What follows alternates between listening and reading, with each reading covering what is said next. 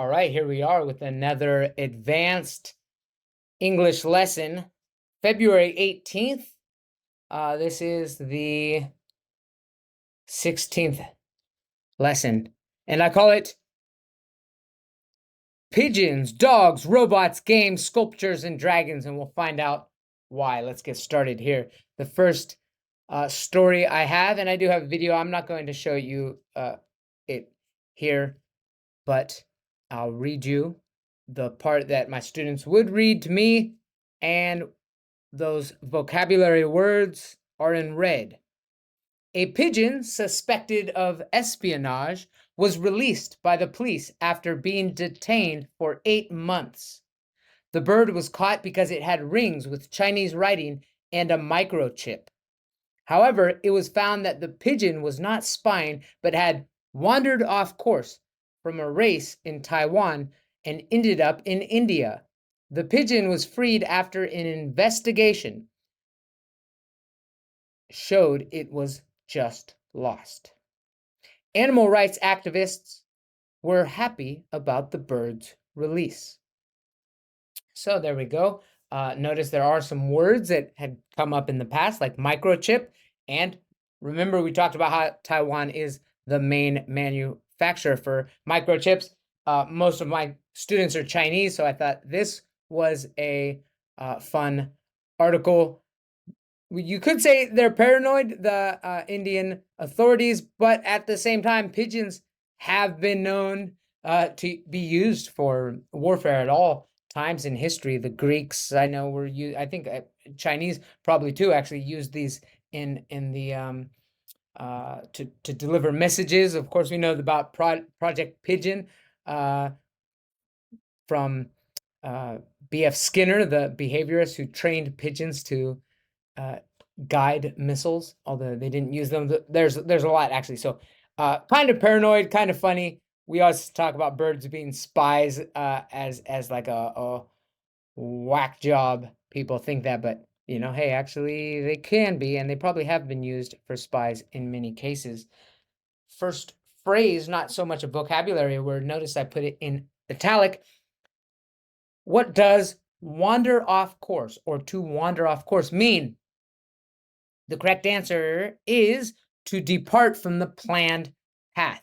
Now, remember, from these, there's a lot of knowledge we can gain from this if you didn't know. Remember that this is wander, not wonder, right? I see even native English speakers spelling these wrong, right? To wonder is to think about, or even to, have filled with wonder. Wander is to kind of, wander by itself is usually stray. You just kind of go this way or that way. You don't really have any planned direction. So to wander off course means you were on course. To be on course is to stay on your path.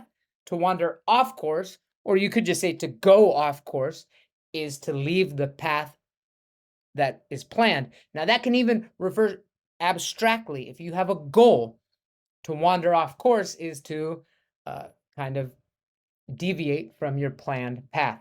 So this is a useful phrase, not just some random phrase I chose to use here. Matching synonyms, we had detainment, espionage. Notice that G sounds like a J. Espionage, investigation, activism. And we need to move those over to these: inquiry, imprisonment, advocacy, and spying. Notice that I changed them. I wanted to keep them in the same word form, so I changed them to nouns. While in here we had espionage, detained as a verb, activists as people, investigation. These ones I changed them all to nouns: activism and investigation, detainment. And so we're going to match them. Detainment, look at this word right here, imprisonment. You have to see the word prison, to put somebody in prison. Detainment is to hold somebody in a cell. They're synonyms. Synonyms are not the exact same word. They just mean that they can be interchanged in some context. And they can be. In this case, you wouldn't necessarily say the bird was imprisoned, but there are many cases where detainment is literally imprisonment. So detainment, imprisonment. Espionage is spying. It's probably, espionage is probably like the Spanish word for spying, perhaps, I don't know, or French or something. and it's adopted in the English language as well. We have investigation is inquiry, right? To inquire is to get to ask. Inquiry is an investigation. Essentially, activism is advocacy, right? You can have an animal rights activist is one who advocates for animal rights. All right, let's keep moving on here. Some quick questions. I'm just going to ask the question, and this is going to practice. These are easy questions, but they're meant to be answered quickly. So I'm going to answer the question quickly. I'm not going to read them all. I want you to be able to skim and scan and get the right answer quickly. So I'll read the question and then boom, I'm going to give you the answer. Why was the pigeon detained? Because it was suspected of being a spy. What led to the suspicion that the pigeon might be a spy?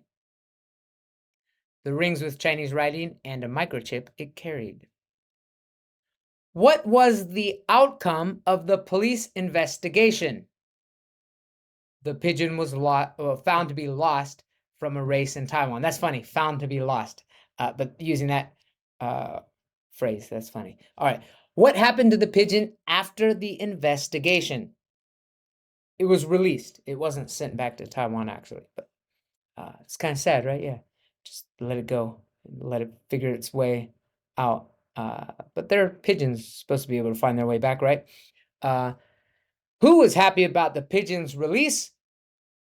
Perhaps everybody, but according to the story, animal rights activists. True or false? The pigeon was originally from India. False. The rings on the pigeon's legs were just for decoration. Obviously, false. The pigeon was involved in racing. That's true. The pigeon was proven to be a spy for China, which is false. Discussion questions. Discuss the significance of proper investigation in cases of suspicion. Discuss the significance of proper investigation in cases of suspicion. These are for you to answer in your own way. Think about it, right? It's, like I said, paranoid perhaps, but is it a reasonable possibility? Again, I don't know exactly where it was, but there is a border on India that it is disputed. There's been deaths even. I believe somebody got. I don't know. There was an altercation, maybe injury and death from both sides, basically because it's along the Himalayas right there, and like Tibet area where it's maybe hard to exactly determine where the borders are. There's no natural border except for the Himalayas, but they could push back different ways, or if part of the mountain falls, it'd be hard to determine which lines are which. So there have been altercations there, and perhaps it would be a reasonable thing to look into. They could be spying. They could be using pigeons to spy. I'm sure there are actually some cases of things like that. Balloons, who knows, right? Why is it important for animal rights activists to be involved in such cases? Why do you think? I mean, pigeon, who cares about a pigeon? But, shouldn't be tortured. It was detained against its will, right? I'm sure they fed it and gave it a lot of love. It probably had some exciting experiences to share with its pigeon friends when it makes it back. What are the challenges of determining the intentions behind animal actions? You can't ask them, right? You can't ask them. You just got to kind of get specialists who know the animals and determine, you could do biological tests and all kinds of different tests. Who knows, right? That's for you to explain to me. This one, I won't expect somebody, if you're not from China, to know these. I like to challenge my students with geography questions, but a lot of them have geography class in China, and they actually struggle with it. So I just like, boom, popping it up. Whoa, I'm not expecting to be challenged. The main ones, these ones I didn't know. I knew all these ones right here. Like this is Sichuan. You know Sichuan probably if you like spicy food, hot pot. This one Yunnan, which living in Thailand, there's a large portion of people who are of Chinese descent in Thailand that they're an ethnic minority, a Chinese ethnic minority, right? The people in Thailand who have Chinese ethnic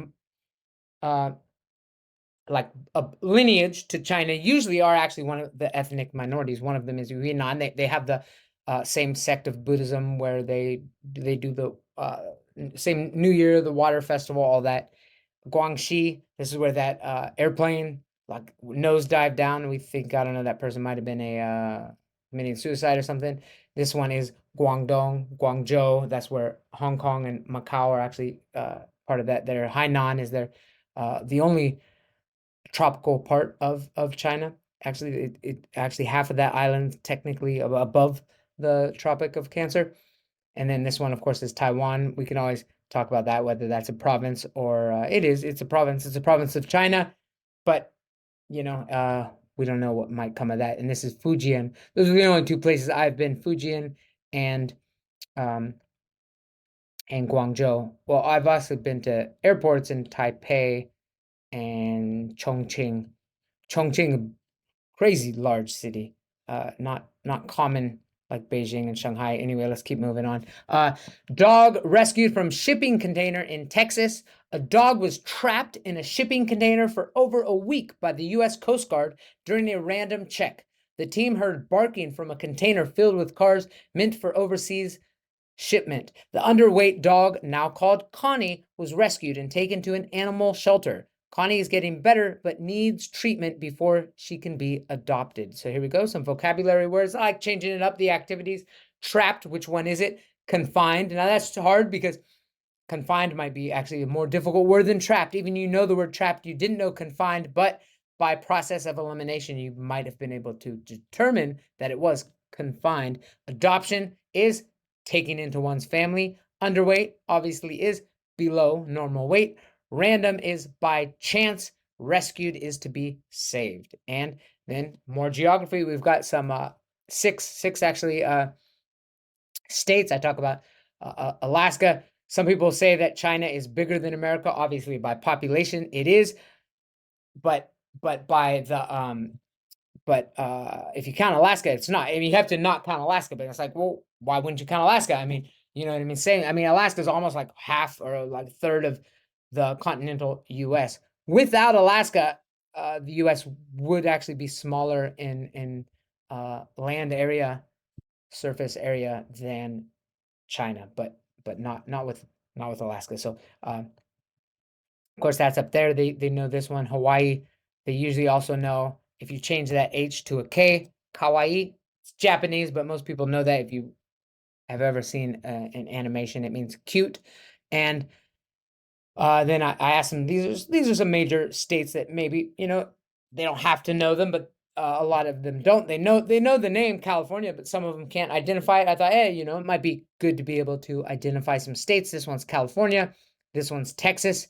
And they always get there's controversial stuff about Taiwan, if it's a province, if they're going to break away, become their own country. And but every country has that. There's southern regions of Thailand, and Texas has always been the Lone Star State, obviously with open borders now, and there's some tension, and I don't think it's likely to happen, but it could become its own country. They all could. New York, major state, of course, major city, and Florida, also one of the popular states. And some of the other things like Washington, D.C. over here in Maryland, small. It's good to know geography. I try to get anytime there's a story in a country or area, let's get some geography in there too. Hong Kong students build world's smallest humanoid robot. 4 students built the world's smallest humanoid robot at a school in Hong Kong, setting a new record. The robot is 5.55 inches tall and can move on 2 legs and move its arms and legs. The students made it to help students who don't have much money learn about robots. I did this all for the word humanoid. It's interesting because in the past we had somebody break the record for the fastest robotic dog. So it's funny that when we talk about other animals, we use the adjective robotic and then say the animal: robotic dog, robotic cat, robotic mouse, robotic monkey, but we don't say robotic human usually. Usually when you say a robot, if you just say robot by itself, you think it is human-like. It doesn't have to be, right? It could be a vacuum cleaner or something. But generally, when we're specifically talking about a human-like robot, we say humanoid. And you actually can probably just say humanoid. If you say humanoid, I tend to think of a robot, but a humanoid could be an alien, a biological humanoid. So good adjective to know. Humanoid robot. And then not most places don't use inches. Just test it. Okay, you don't have to know exactly what 5.55 inches is, but can you tell me, is it more or less than 10 centimeters? It turns out it is more. And then I try to just say, you don't have to learn the whole foot and inches system, but it's good to know. You never know. I think of a ruler, which is, again, it's not on the metric system, so it's not exactly 30 centimeters, but it's pretty close. It's a good estimate. And usually when people have rulers, they're either 30 centimeters or 15 centimeters, I've noticed. So that's good to know. Okay, 30 centimeters is a foot. That's 12 inches. There's 12 inches in a foot. And just kind of know that 6 inches is about 15 centimeters. And it might come in handy. It might not. Oh no, I didn't cover that up yet. This was a question for you. I make my students ask this. What did the 4 students create? And I make them, I say there's what did they create? And then 3 adjectives. And they usually are able to get robot, and they're like, and they're like smallest. Okay, and then I focused all that time, and I might have spun this up so you can't read it up there. And then they might say humanoid, and then this is usually where they got something small as humanoid robot. I'll pull this out and maybe get that final word there. The world's smallest humanoid robot. And where are the students from? Answer is Hong Kong. And then these are just questions for my students to answer. How could a small humanoid robot be used in your daily life?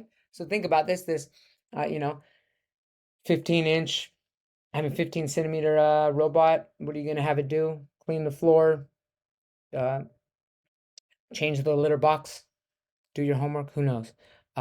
What challenges do you think the students faced while creating the world's smallest humanoid robot? I asked my students to think about when they worked on projects with the team. What kind of challenges did they have? Technical, in this case, of course, using robotics. Financial, all right? It's going to cost money. And then also that teamwork challenges, just an area to open discussion.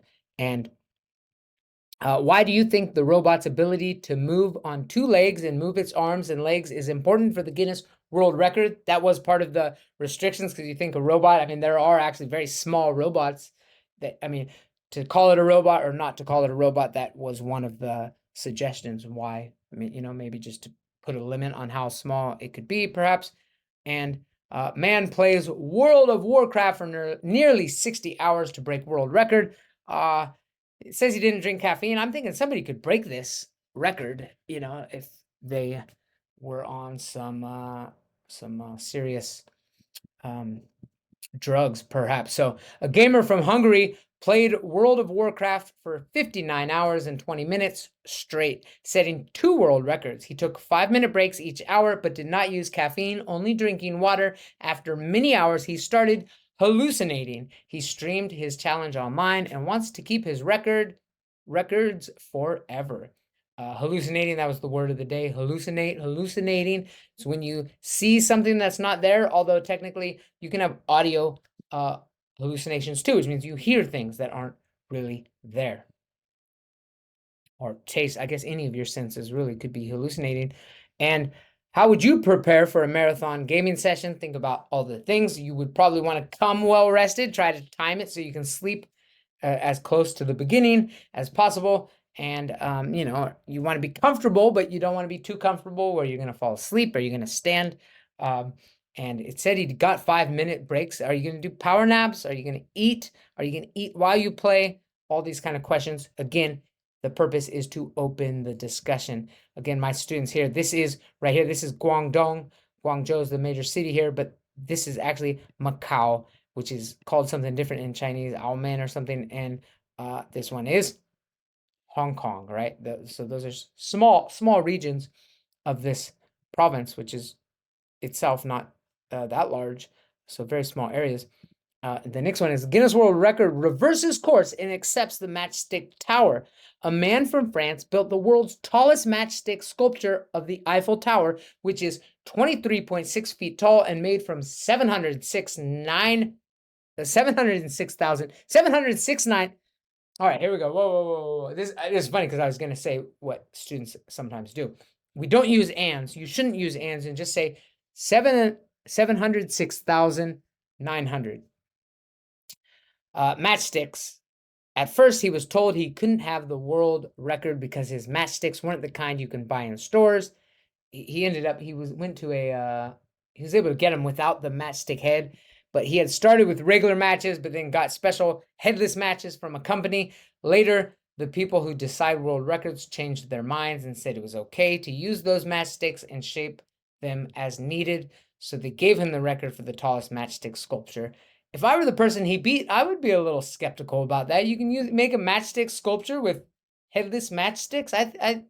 I think the Guinness World Book of Record is reasonable to do that. At the same time, it'd be sad for this guy, but it seems like you would look into that before you do that. Anyway, let's go ahead and talk about matchsticks. There we go. That was the purpose here. Here are 2 triangles using 6 matchsticks.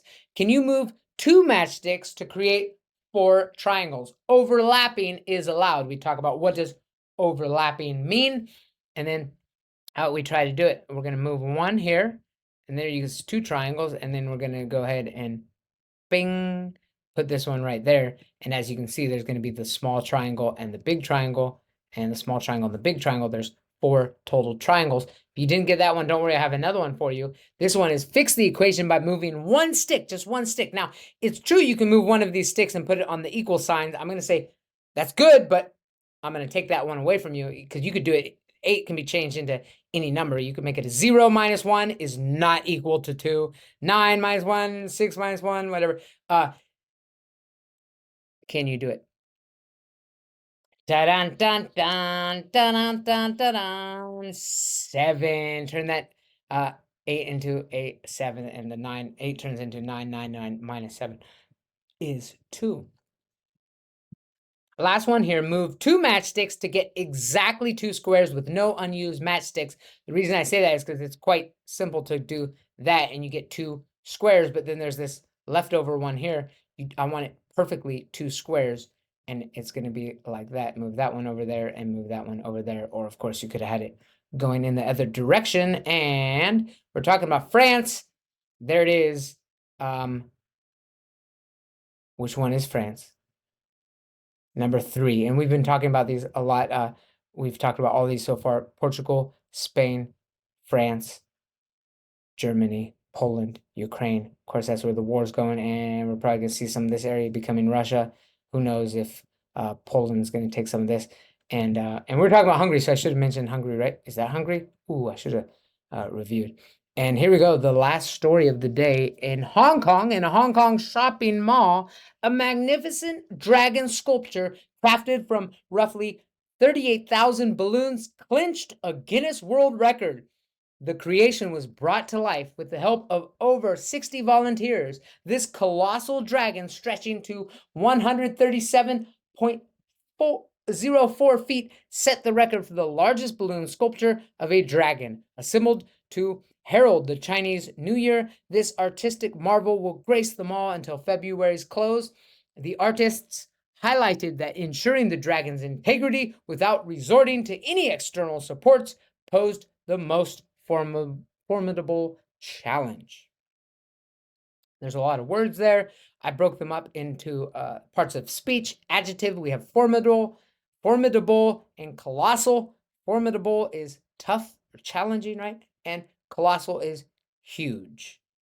Next word here, go ahead, and then now go ahead and use them correctly. The new skyscraper in the city is colossal, visible from miles away. The challenge ahead was formidable, but the team felt ready to tackle it. Next one is noun. There's 2 nouns, integrity and marvel. Now, marvel is also a verb, right? To marvel at something, which is going to be straight across wonder. Again, we talked about that. That kind of wonder is wonder. We talked about wander, and then to wonder is to think about, or to wonder can be to be full of wonder. Integrity is honor, right? Like wholeness and honor. And then we're going to use them correctly. That's actually more important than matching, but I like to mix it up. More exposure to words is always better. Go ahead and fill in the blanks and say, the marvel of the ancient artifact was confirmed by the experts, ensuring it was genuine. Oh, wait, whoa, no, no, no, that's not going to work, right?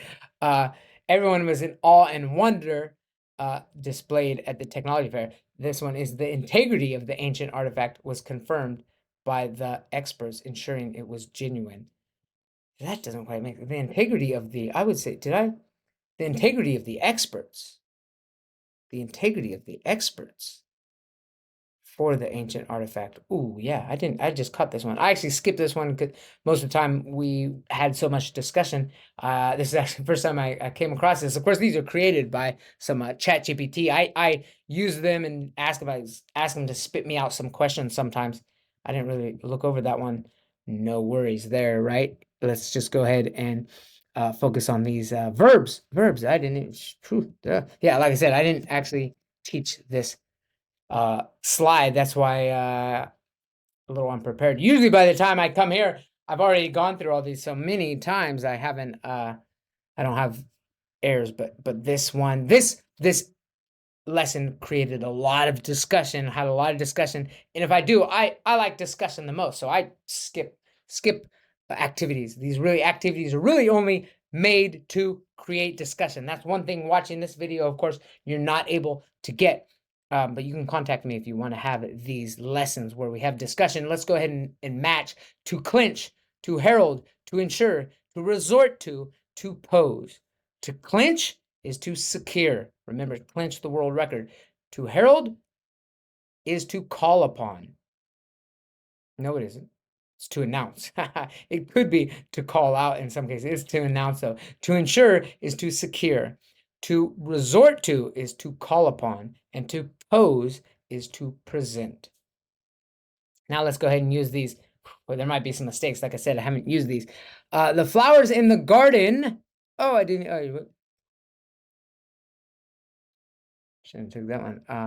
Okay, the flowers in the garden herald the arrival of spring, right? And the teacher made a plan to ensure that all students understood the lesson. The question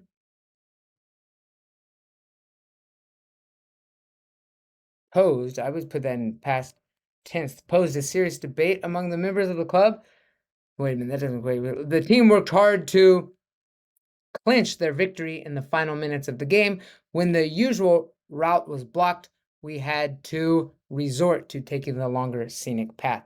Oh yeah, I'll have to look over these next time, huh? Now let's go ahead and put those words in the correct place. So we already read this one. So in a Hong Kong shopping mall, a magnificent dragon sculpture crafted from roughly 38,000 balloons clinched a Guinness World Record. The creation was brought to life with the help of over 60 volunteers.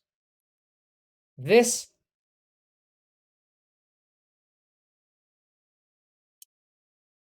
colossal dragon, stretching to 137.04 feet, set the record for the largest balloon sculpture of a dragon.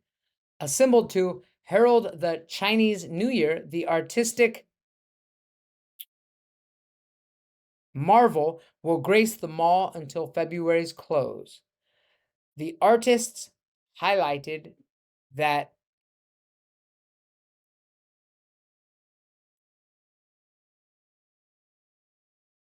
highlighted that whoa, now I'm gonna the artist highlighted that. Wait, let's go ahead and skip this. The dragons uh without let's go ahead and figure out what we got here. The artist highlighted that something, the dragon something, without. Did I use these words right here? Where now I'm getting all confused. Let's take a look at that. Where we go.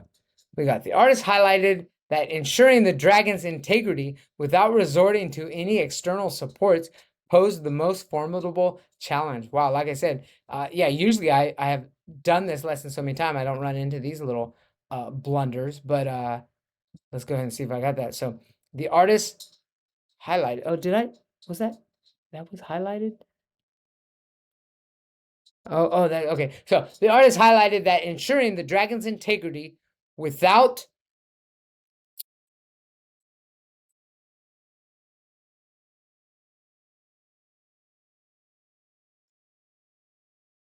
wait, wait, without did I miss a word? Is that what's going on? Resorting to without any without resorting to. Oh, that's what happened. I shouldn't have had this resorting to. There we go. That threw me off. Maybe that's why. That's what I'll blame it on. All right, anyway, here we go. So, you got it. There we go. Let's go ahead and see if we have any more. This one's fun. What word is this? And P O S E, pose. All right, so we have the word pose, and now we have a fun little game. A lot of my students actually have difficulty with rhyming. Again, my students being Chinese, a completely different system of writing, similar to, I mean, their poems are going to have a different sort of alliteration, maybe even than rhyming words. Actually, the concept of rhyme might be different. You also have tones, so you're matching syllables and tones and alliteration, different things. So to rhyme, you have to have the same final sound, not necessarily spelling. And sometimes it can be slightly different, but you can pronounce a word different. Although it bothers me when somebody says again to rhyme with rain, up the spout again. The itsy bitsy spider climbed up the water spout. Down came the rain and washed the spider out. Out came the rain and dried up. Out came the sun and dried up all the rain. The itsy bitsy spider climbed up the spout again. I always hated that because again rhymed with rain, and to me, again, I say again, not again. But anyway, a beautiful flower rhymes with pose, a rose. Go ahead, try to get them quickly. I'm going to move them. A body part on my face, nose. The things that I wear, clothes. Now, obviously, clothes technically is pronounced clothes, but clothes, you can say clothes and it rhymes with pose. So body part on my legs, again, that's a little throws off to make it a little harder. If I said feet, that would be too easy, but toes, right? Toes are on your feet are on your legs. Although some people maybe could get a little confused with that, but we're just rhyming with the word pose. Most of these words aren't difficult. I'm gonna go ahead and see if you got it. When I water the rose, I use my garden hose. The movie theater has many rows. Movies and plays are kinds of shows. If he has the flu, he blows his nose. When you water that rose with your hose, it grows. A synonym for tosses is throws, and the opposite of the verb open is close. Again, notice that close, clothes. But then there's another word that's spelled this way, and it's close. The opposite of far is close, and that doesn't rhyme with pose because that has a Z sound that can throw people off sometimes. And there's some homework if you want it, and some extra activities. But that wrapped it up for today's lesson. I hope you enjoyed, and I'll see you next week. Bye bye.